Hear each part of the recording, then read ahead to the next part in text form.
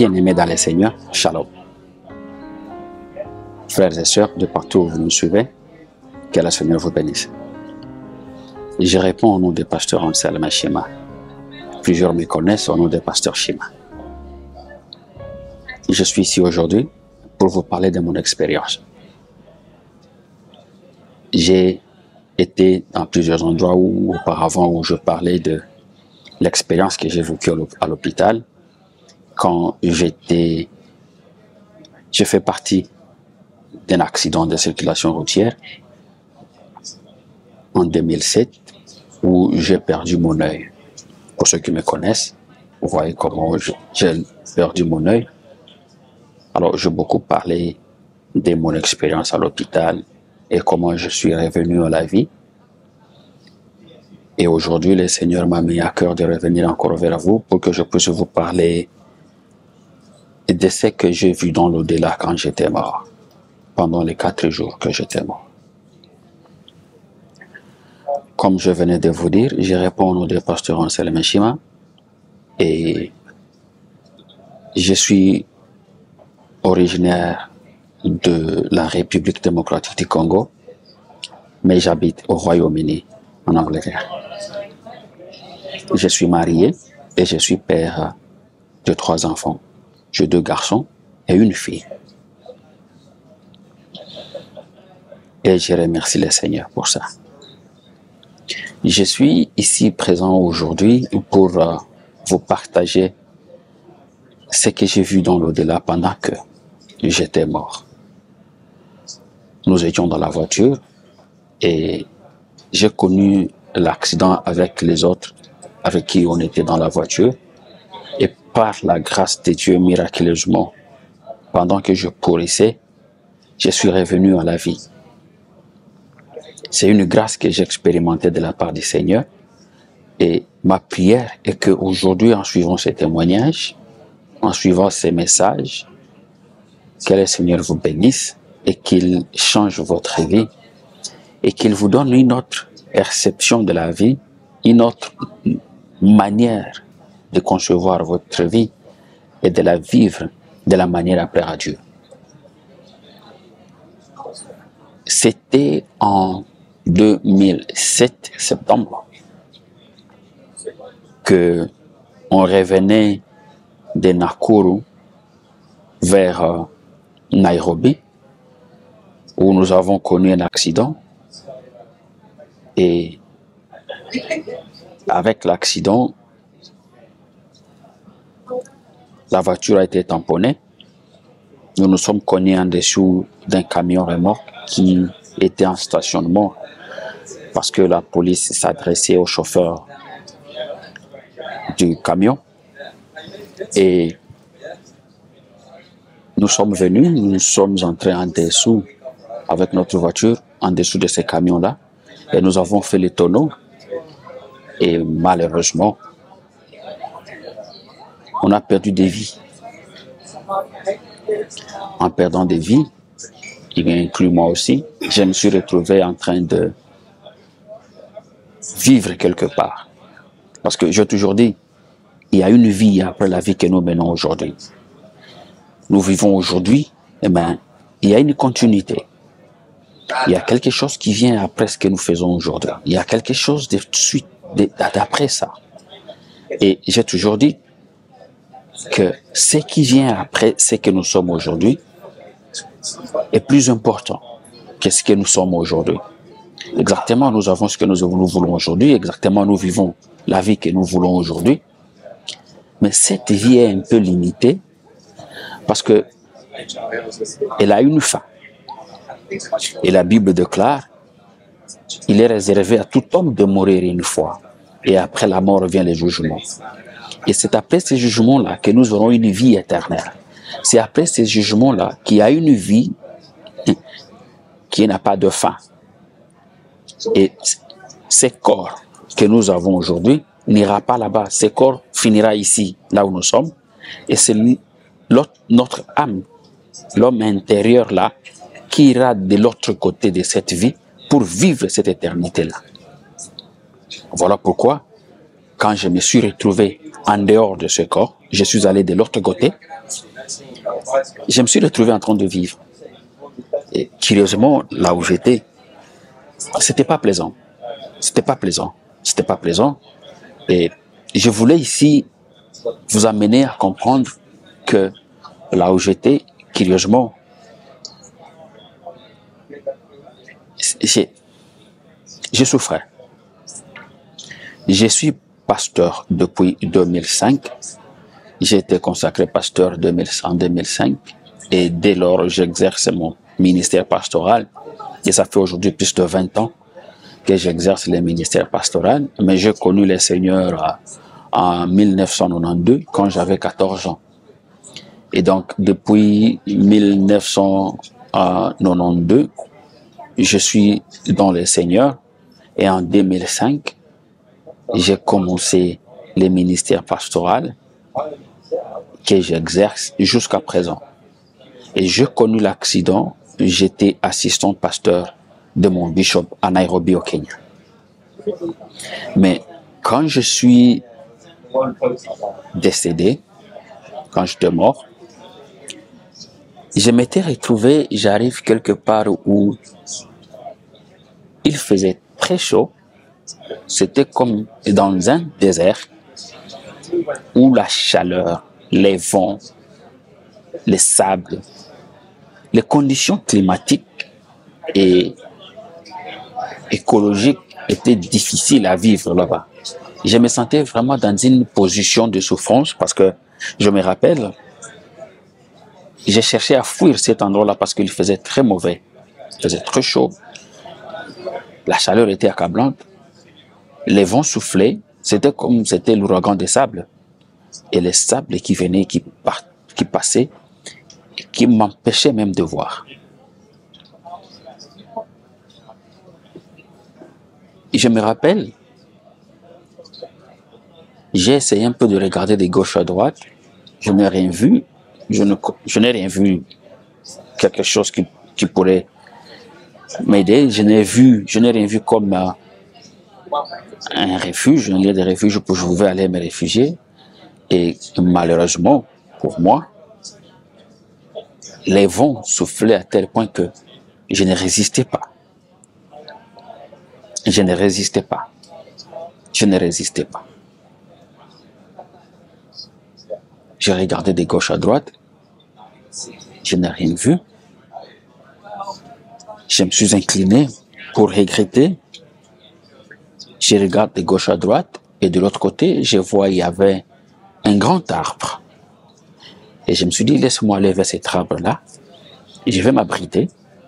Et quand je vais m'abriter là-bas, je peux me protéger contre la chaleur, les vents, le soleil. Et j'aurai quand même un refuge. Et c'est ce que je fais. Je me suis mis debout, je suis parti. Étant parti de là, du côté où se trouvait l'arbre là, j'ai vu, autant que je m'approche de l'arbre, autant l'arbre diminuait de grandeur. C'était un grand arbre, mais autant que je m'approche, ça devenait un petit arbre. Et je me suis retrouvé, je suis en face d'une fleur. Vous vous imaginez, un petit arbre là, qui m'arrive au niveau du genou. Malheureusement, j'étais incapable même de mettre ma tête en dessous pour s'abriter. Je suis allé. Quand je voulais mettre ma tête en bas, il y avait des épines qui me piquaient et malheureusement, je n'ai pas pu. Je n'ai pas pu m'abriter. Je n'ai pas pu faire quoi que ce soit. Je suis sorti de là et j'essayais un peu de voir qu'est-ce que je peux faire, où est-ce que je peux aller pour trouver un refuge. Et quand je regarde de l'autre côté, je vois encore un autre arbre, un grand arbre là. Je me suis dit, ok, laisse-moi aller de ce côté pour que je voie si je peux m'abriter. Si je peux m'abriter. Et je suis allé. Autant que je m'approche, autant l'arbre diminuait. Bon, curieusement, quand j'arrive, encore une seconde fois, ces grands arbres qui étaient là je me suis retrouvé, c'était comme une petite fleur qui avait des épines. Malheureusement, j'étais incapable même de mettre ma tête en dessous pour s'abriter. Et curieusement, je me suis dit, ma femme, qu'est-ce qui m'arrive ici? Qu'est-ce que je peux faire? Je n'avais pas de secours, je n'avais personne pour m'aider, je ne voyais rien comme issue de sortie. Et je regarde à gauche, à droite, je ne vois rien, je regarde devant moi, derrière moi, je ne vois rien. J'étais vraiment dans l'embarras. Et j'ai secoué vraiment la tête. Où est-ce que je suis? Qu'est-ce que je fais ici? Comment je suis arrivé ici? Autant de questions passaient dans ma tête.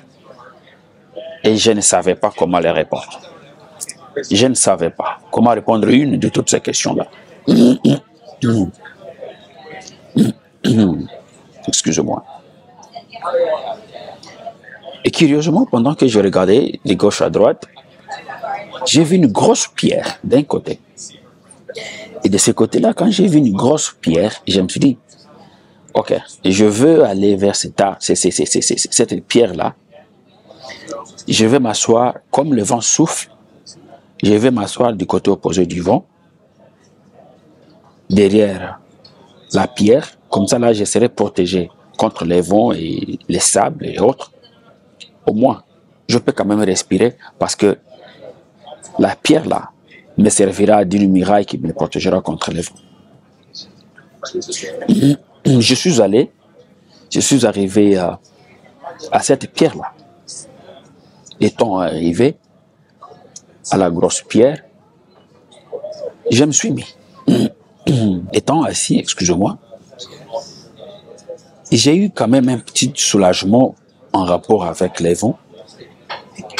Je me suis mis assis et curieusement, j'ai entendu la voix de quelqu'un m'appeler. J'ai entendu la voix de quelqu'un m'appeler. Et ce quelqu'un-là m'appelait Shima. Les gens m'ont toujours appelé par mon prénom. Anselme, pasteur Anselme. Mais à ce temps-là, j'ai entendu quelqu'un m'appeler par mon nom. Pas le prénom, mais mon deuxième nom. Et je me suis dit, qui est celui-là qui connaît mon deuxième nom ici? Je viens de regarder là derrière, je n'ai pas vu personne. J'ai regardé de l'autre côté, il n'y avait personne. Mais qui est celui-là qui connaît mon surnom? J'ai ignoré. Quand j'ai ignoré, je m'abritais en dessous de cette pierre-là. Et il m'a appelé pour la deuxième fois. Il a dit plus fort que la première. Shima. Et je me dis, carrément, qui est celui-ci? Qui c'est lui? Qui est celui qui me connaît? Mais, ah non. D'ailleurs, comme je suis un peu soulagé ici, je ne veux pas me faire sortir de cette pierre pour que j'aille encore dans la poussière là, pour que je regarde, commencer à chercher qui est la personne qui m'appelle. J'ai ignoré et il m'a appelé pour la troisième fois. Et la troisième fois, je n'ai pas pu résister parce que les sons, la voix avec laquelle il appelait était plus fort, plus pressant que je n'ai pas pu résister de ne pas regarder. Et curieusement, là où j'étais assis sur la pierre, je me suis retourné pour voir qui est en train de m'appeler. Et quand je regarde de côté là, je vis juste un homme, un grand homme, un géant, debout derrière moi ici. Et ce géant-là me tendait la main de ce côté ici pour que je la récupère. Je regarde, je vois un grand monsieur, je vois sa main juste ici à mon épaule. Et curieusement, quand je vois la main, il y avait une blessure et les sangs coulaient de sa main. J'ai eu peur, j'ai paniqué à tel point que je me suis dit, qui est cet homme qui me vient avec sa main blessée avec le sang? Peut-être c'est quelqu'un qui a des mauvaises intentions et criminel, qui cherche à mettre ses empreintes sur moi afin que je sois aussi interpellé avec lui. J'ai eu peur, je voulais fuir. Voulant me mettre debout et fuir, Il m'a retenu à l'épaule gauche. Quand il m'a retenu à l'épaule gauche, il m'a fait asseoir. Et je me suis mis. Étant assis, il mettait encore la main, voulant à ce que je puisse récupérer sa main. Déboussolé, je me suis dit, ok, laisse-moi regarder, que je puisse l'identifier, que je sache de qui il s'agit. Et là, peut-être, si la police venait, je saurais quoi identifier la personne. Et je me détourne encore pour voir. Quand j'essaie un peu de voir son visage, j'arrivais pas parce que son visage brillait plus que le soleil et ça me forçait les yeux. J'ai directement tourné ma tête et j'ai commencé à frotter mes yeux parce que ça faisait trop mal à cause de la lumière.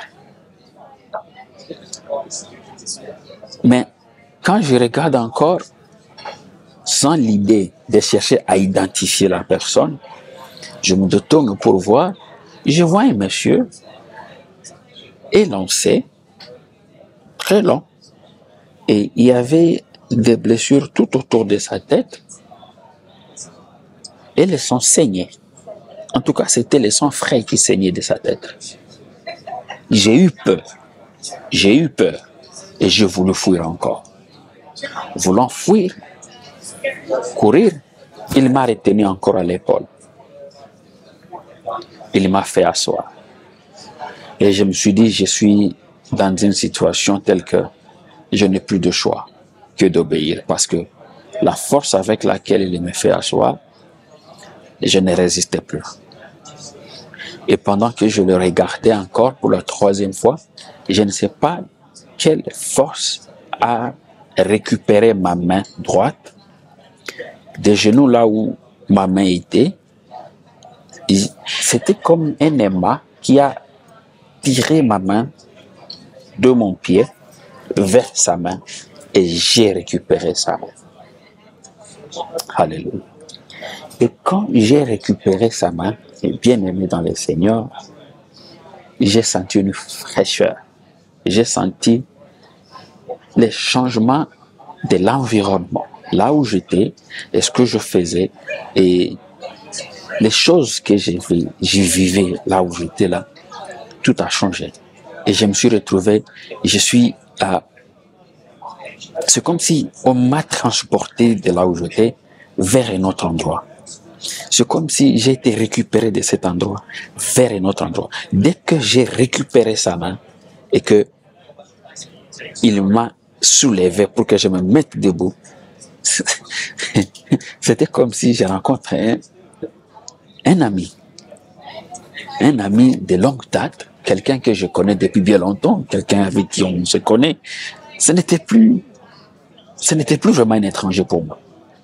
C'était quelqu'un que je connaissais, quelqu'un avec qui on blaguait. Oh, j'ai respiré. J'ai eu un soulagement.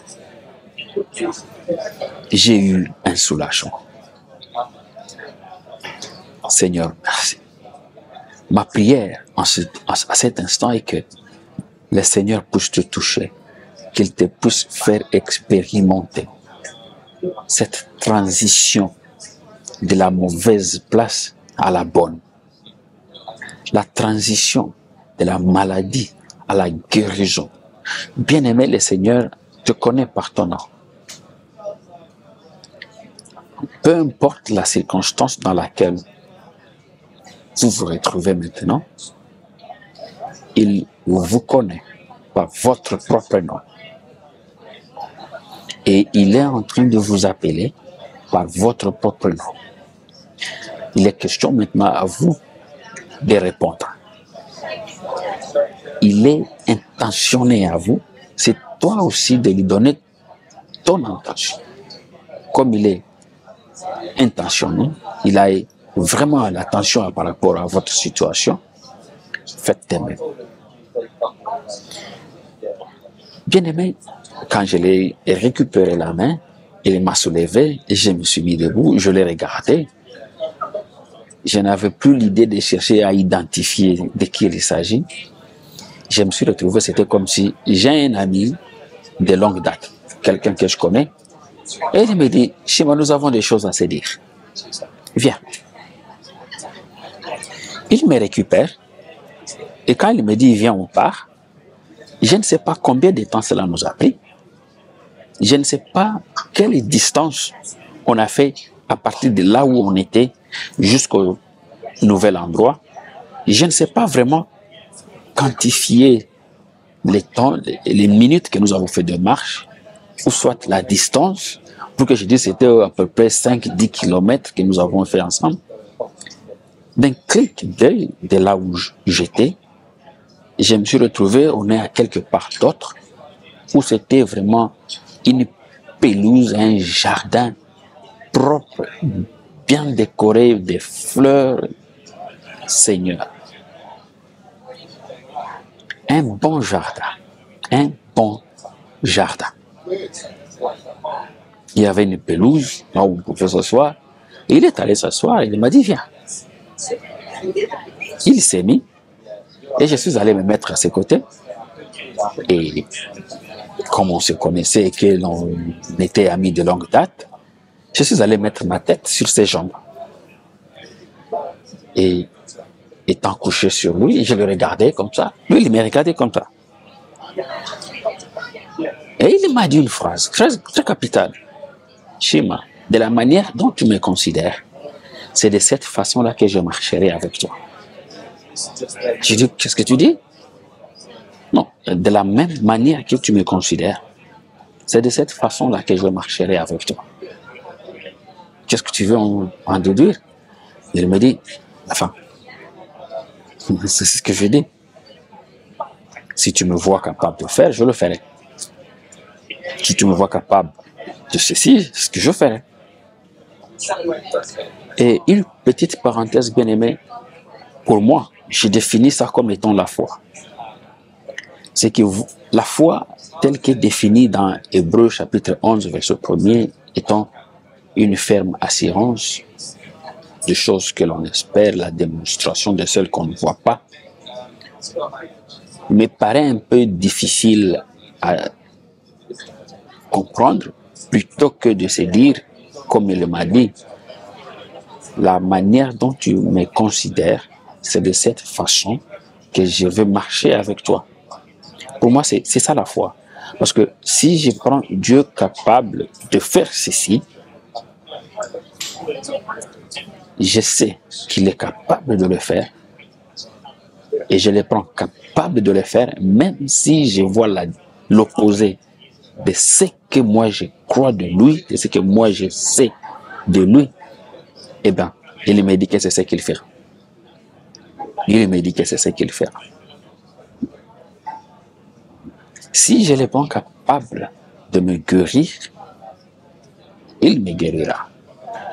Si je le prends, je le considère capable de me bénir, carrément, il me bénira. Maintenant, je peux juste vous poser une petite question de vouloir savoir comment vous le considérez. Comment vous le prenez pour vous? Comment vous êtes avec lui? Qui est Jésus pour vous? Quand vous êtes dans des circonstances compliquées, difficiles, et vous vous retrouvez devant un mur, vous ne savez pas comment le traverser, qu'est-ce que vous dites de lui? Où est-ce que vous le mettez? Exactement, c'est comme ça comme il sera pour vous. Si vous mettez des limites tout autour de lui, si vous mettez des murs tout autour de lui, eh bien, c'est dans ce cadre-là que vous le faites qu'il sera. Mais si vous essayez de casser ces murs et de laisser un peu l'espace pour lui, eh bien, exactement. Et c'est ce qu'il fera exactement pour vous. Laisse-moi vous dire une chose. Quand il me dit la manière dont vous me considérez, c'est cette façon-là que je marcherai avec vous, moi je me dis exactement, Seigneur, merci. C'est comme ça comme moi, je marcherai avec vous et je vais vous prendre de cette façon-là. Et il me dit, viens, on va quelque part. J'ai vu, quand il me dit, viens, on y va, je ne sais pas combien de temps cela nous a pris encore. En tout cas, franchement, dans l'au-delà, là où j'étais avec le Seigneur, je n'avais pas la notion de temps, je n'avais pas la notion de distance. Je ne savais pas ça fait combien de minutes, je ne savais pas ça fait quelle distance. Et curieusement, quand je suis revenu à la vie, on m'a dit que ça fait 4 jours. Mais moi, j'ai pensé que je dormais et je me réveille 2 minutes, 5 minutes plus tard. Et pourtant, ça faisait 4 bons jours. Et il me dit, viens. Et quand il me dit, viens, je vois un sentier qui se présente devant moi, qui va tout droit. Et au fond là-bas, je vois une grande montagne que je ne voyais pas le sommet, parce que la cime était couverte par les nuages. Vraiment une très grande montagne qui monte. Et il me dit, viens, on a des choses à se dire. On va se retrouver là au sommet, on va se parler. Ben, pas de problème, allons-y. Il est passé devant moi et je suis venu après lui. Pendant qu'il était devant moi, moi je le suivais derrière. Bien-aimé, laissez-moi vous dire une chose. Dieu ne m'a pas pris après ma mort pour me faire visiter le ciel, comme il l'a fait avec plusieurs personnes. Nous avons beaucoup entendu les témoignages de ceux qui ont connu les mêmes expériences comme moi. Venir dire, j'ai vu le ciel, j'ai vu la disposition du trône, j'ai vu les anciens, j'ai vu ceci, j'ai vu cela au ciel. Moi, ce n'était pas le cas. Moi, ce n'était pas le cas, Carmen. Plutôt, ce que je me rappelle, Dieu m'a récupéré pour un message. Nous avons beaucoup entendu des gens qui disent, j'ai vu l'enfer, j'ai vu les gens crier dans l'enfer. Mais moi, Dieu m'a amené dans un endroit où je me suis retrouvé similaire à l'enfer. Et comment il m'a récupéré de là pour me faire sortir de l'enfer vers le ciel. Bien-aimé, et quand Dieu m'a récupéré, qui n'est pas pour les visites, mais plutôt pour un enseignement dans la marche avec le Seigneur. Il m'a récupéré pour m'apprendre, pour me donner un enseignement, pour me donner un message. Et c'est de ça exactement que j'essaie un peu de partager. Après avoir partagé l'expérience que j'ai vécue à l'hôpital, à la morgue, et comment on m'a ramené jusqu'à ce que je suis revenu à la vie. Maintenant, avec cette deuxième étape, je parle de ce que j'ai vu dans l'au-delà. Et par la grâce de Dieu, bien sûr, c'est trop long, c'est beaucoup de choses que le Seigneur m'a fait voir. Au fur et à mesure, je reviendrai encore avec la suite, si le temps ne nous permet pas aujourd'hui. Alors, je vois un sentier qui s'élève, qui se présente devant moi. Et ce sentier-là, il était devant moi. Moi, je viens après lui. Et en venant après lui, il me dit, viens. Il partait. Quand lui, il dit, c'est à moi de suivre. Et il commençait à partir.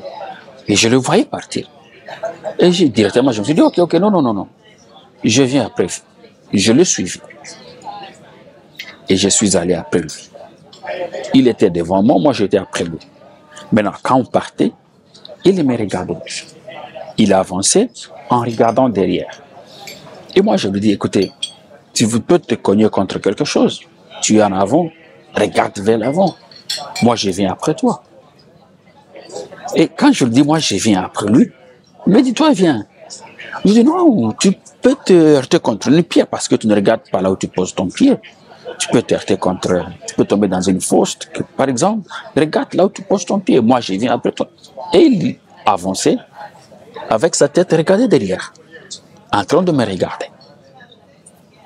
Et ok, je suis allé après lui et je l'ai regardé aussi. Je lui fixais le regard. Je lui fixais le regard comme on partait. Mais à un moment donné, bien aimé, c'est ici où il y a un problème que nous chrétiens, nous avons. Pendant que j'étais derrière lui, en les regardant, j'ai jeté un coup d'œil à gauche où j'ai vu des jolies fleurs. Je regarde à droite. Waouh! Quelle magnifique et jolie, très belle, très jolie. J'étais incapable de regarder gauche-droite et lui. Je regarde à gauche et je sens l'odeur des fleurs. Je me dis, ça c'est joli.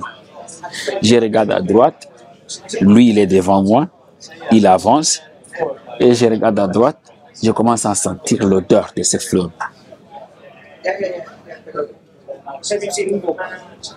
Je commence à regarder la beauté de ces fleurs qui se trouvent à gauche et qui se trouvent à droite. Et ça, bien aimé, cela a commencé à être le début de ma distance avec le Seigneur. Quand j'ai commencé à regarder à gauche et à droite. Je me rappelle, au lieu de les regarder, lui qui était en face de moi, je me suis retourné à gauche, j'ai touché les fleurs, j'ai commencé à les sentir. Et quand je sentais les fleurs, ça sentait bon. Je regarde à droite, je touche les fleurs, je commence à les sentir. Et autant que je fais ça, lui, il a avancé. Et quand je me suis j'étais avec quelqu'un, j'étais distrait avec les fleurs. Quand j'ai regardé de l'autre côté en face de moi, il n'était plus. Il était parti. J'ai été distrait par les fleurs à gauche et par les fleurs à droite. Bien aimé, c'est ça ce qui a été ma vie quand je suis revenu à la vie. Les bénédictions à gauche, l'argent à droite, les voyages à gauche, le bien-être à droite. Quand je suis revenu à la vie, j'ai fait des bêtises dans la marche avec le Seigneur, de gauche à droite, et je m'étais retrouvé. Jésus était parti. J'étais resté seul. Mon témoignage, c'est pour que je puisse édifier quelqu'un, je puisse parler à quelqu'un qui a fait des choses comme moi, de revenir auprès du Seigneur. Parce que Jésus-Christ, il nous attend. Lui, il est devant nous pour nous orienter, pour nous montrer les chemins, mais c'est nous qui nous détournons à gauche et à droite. J'ai marché avec le Seigneur.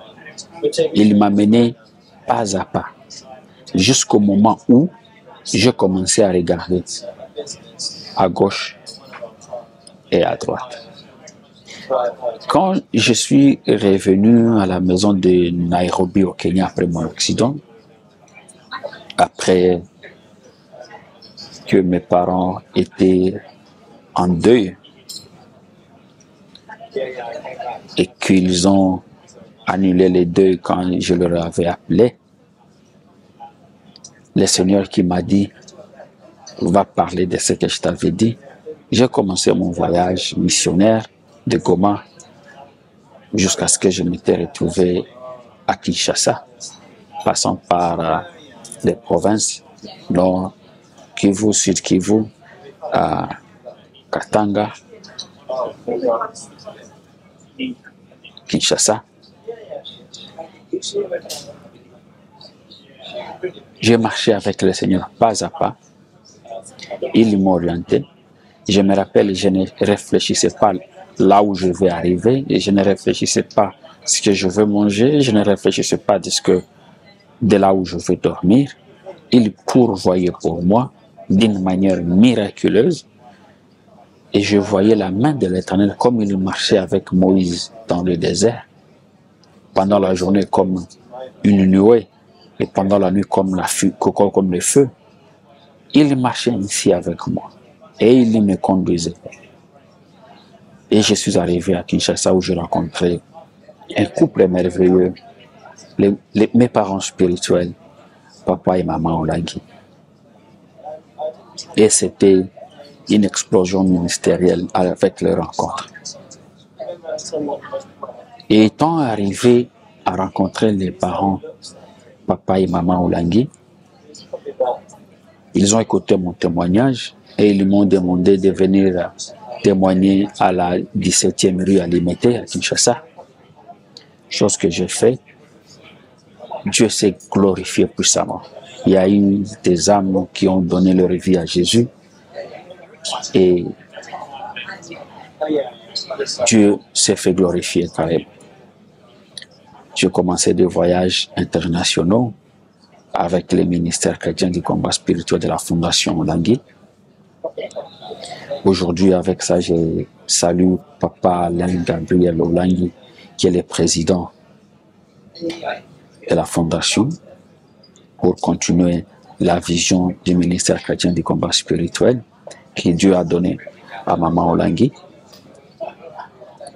Que Dieu bénisse tous les enfants des papas et des mamans Olangi, les enfants biologiques. Là, je vois Papa Alain, je vois Paul David, je vois Maman Sophie, je vois Maman Virginie da Silva, je vois Ketia, je vois Axa, je vois Eunice.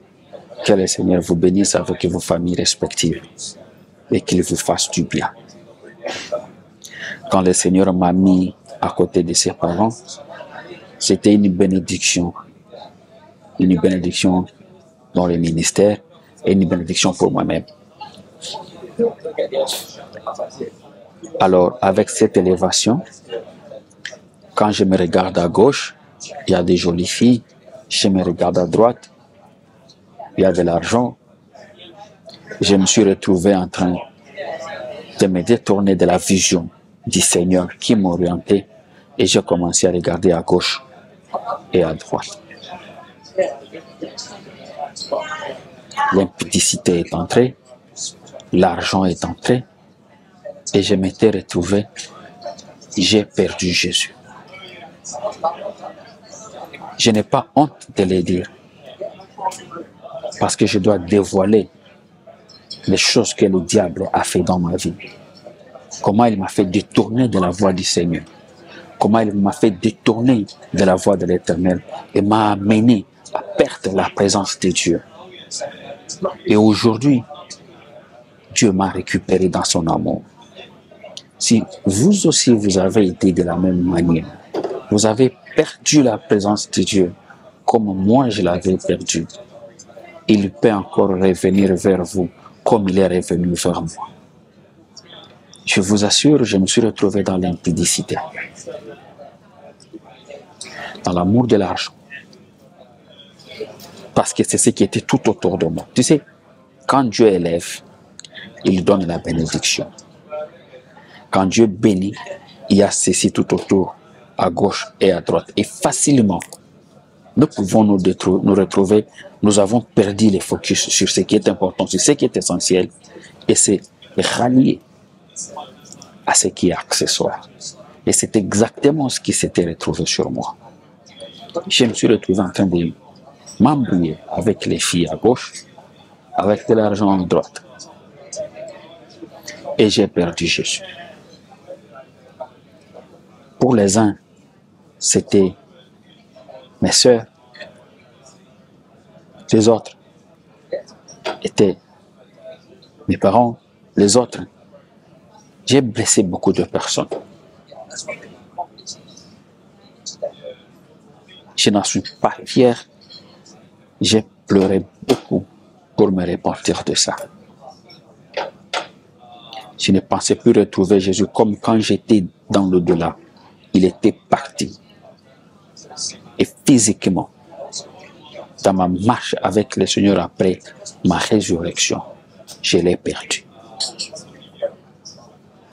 Mais l'avoir perdu n'est pas la fin.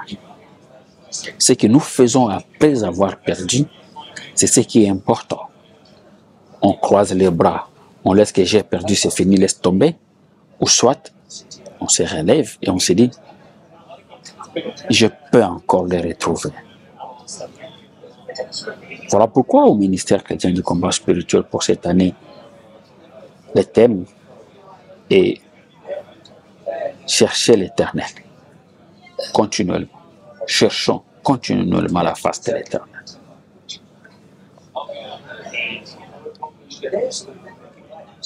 Je ne parle pas seulement aux chrétiens des ministères du combat spirituel, je parle à tout le monde. Nous devons revenir et chercher l'Éternel. Nous devons revenir et chercher l'Éternel. Bien sûr, nous pouvons l'avoir perdu par notre manière de vivre. Nous pouvons l'avoir perdu par notre façon de vivre. On se détourne à gauche, on se détourne à droite. Et on perd l'essentiel. Et on perd ce qui est important. Mais aujourd'hui, je voulais interpeller votre conscience. Qu'en dites-vous? Qu'en dites-vous? Pouvez-vous revenir en vous-même et questionner ce que vous faites afin de revenir à Jésus? J'ai fait la même chose. Je m'étais retrouvé dans l'impudicité et j'ai perdu la présence de Dieu. J'ai perdu Jésus dans ma vie. Je me suis mis à genoux. Je pleurais. Je me suis repenti. C'est question de prendre conscience. La Bible déclare, si vous revenez à moi, je reviendrai à vous. Même si vos péchés sont rouges comme les cramoisis, rouges comme le sang, je les rendrai blancs comme de la neige. Est-ce qu'il y a possibilité aujourd'hui de pouvoir tester ces passages-là? Revenez à moi et je reviendrai à vous. Est-ce que nous pouvons mettre Dieu à l'épreuve aujourd'hui? Moi, je l'ai mis à l'épreuve. Je me suis dit, Seigneur, je reviens à vous. Je reviens à toi. Tu as dit, si vous revenez à moi, je reviendrai à vous. Est-ce que tu peux aussi revenir vers moi? Et aujourd'hui, il est revenu vers moi. Et il m'oriente, il me guide, je l'entends, il me parle. Comme il me parlait auparavant, avant que je puisse le perdre. Jésus m'est révélé. Dieu m'est révélé. Et aujourd'hui, une chose qui est vraie que je peux vous rassurer, c'est de les mettre aussi à l'épreuve. Pouvez-vous? Pouvez-vous vouloir les mettre à l'épreuve? Si oui, je vais vous demander juste de vous repentir devant le Seigneur. C'est peut-être que vous n'avez pas encore reçu Jésus et qu'il est en train de vous appeler, comme j'étais au début de mon expérience avec le Seigneur. Il appelait mon nom. Malheureusement, je ne lui avais pas répondu à 3 reprises. Et à la dernière minute, la 3e fois, quand je me suis retourné pour voir, j'ai eu son attention, il a eu la mienne aussi, il m'a récupéré par la main. Peut-être qu'il vous appelle aussi. À partir de ce témoignage, vous pouvez donner votre vie à Jésus. À partir de ce témoignage, vous pouvez vous rendre compte qu'il vous appelle. Vous pouvez vous rendre compte qu'il a besoin de vous. Bien-aimés dans le Seigneur, il est bon temps aujourd'hui de donner votre vie à Jésus. Il est bon temps aujourd'hui d'aller vers lui. Il est bon temps aujourd'hui de se fier à lui. C'est ainsi, si vous êtes ici présent en suivant ces témoignages et que vous voulez donner votre vie à Jésus, je voulais prier avec vous. Je voulais prier avec vous, sincèrement. Vous allez donner votre vie à Jésus.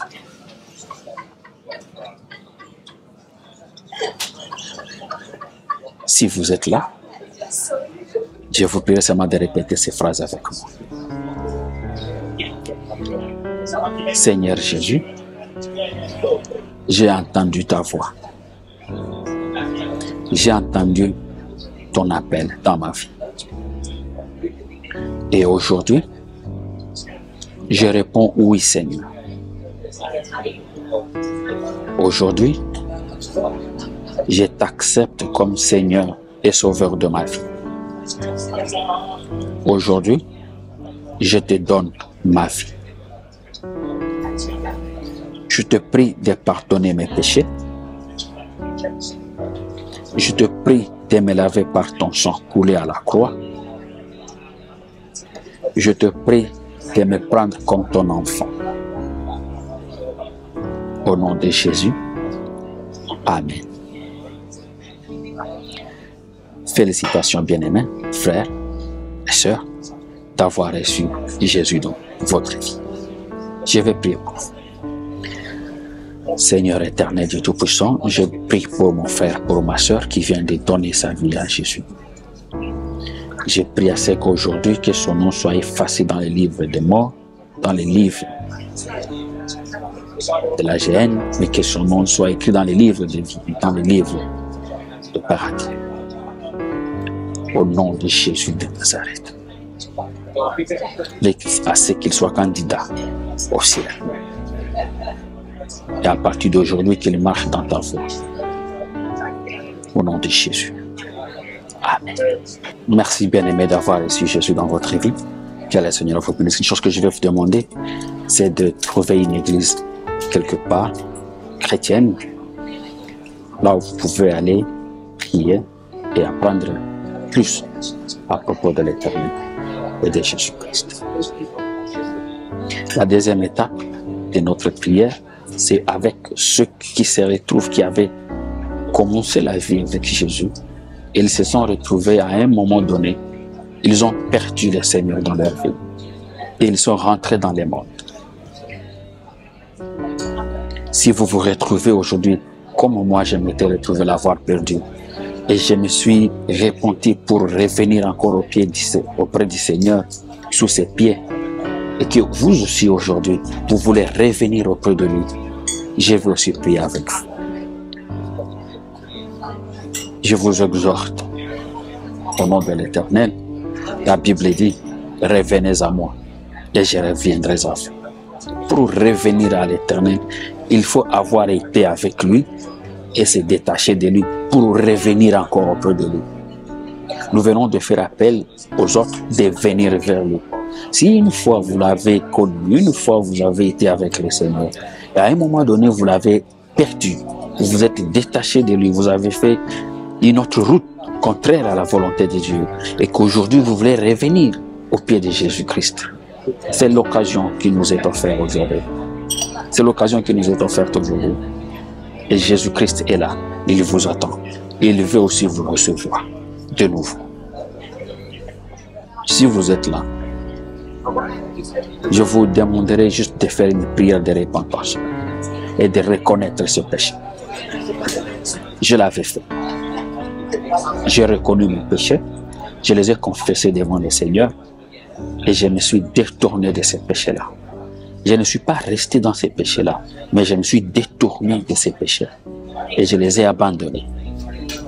Et quand je les ai abandonnés, dans la prière, le Seigneur s'est de nouveau révélé. Il m'a relevé encore une fois et me voici encore devant vous.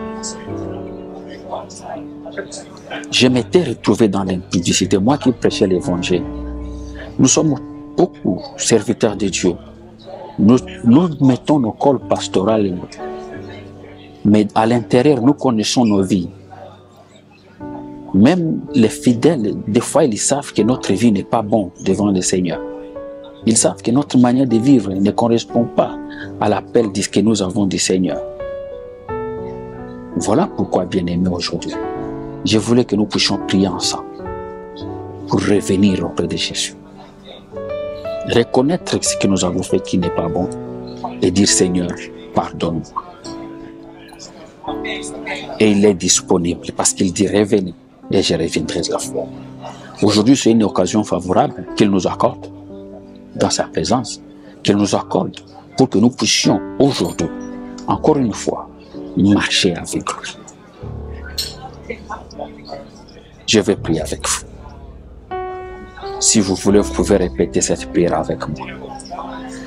Seigneur éternel, je reconnais mes péchés. Je reconnais que je suis impudique. Je reconnais que je suis voleur. Je reconnais que je fais les péchés. Je suis menteur. Je suis sorcier. Je reconnais mon péché devant toi. Et mes péchés sont constamment devant moi, Seigneur.